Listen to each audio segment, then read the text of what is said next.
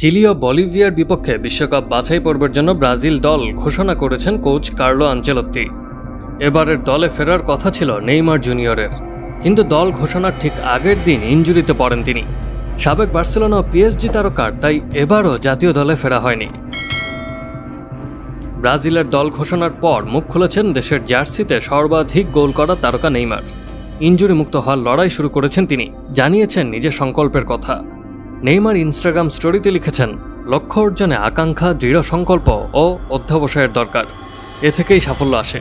আপনি যদি আপনার লক্ষ্য অর্জন নাও করতে পারেন, আকাঙ্ক্ষা এবং বাধা অতিক্রমের চেষ্টা নিয়ে অত্যন্ত প্রশংসনীয় কাজগুলো করুন। জানা গেছে নেইমারের এবারের ইনজুরি খুব একটা গুরুতর নয়, তার উরুর মাংসপেশি ফুলে গেছে। এক সপ্তাহ পরে দলীয় অনুশীলনে ফেরার জোর সম্ভাবনা আছে তার।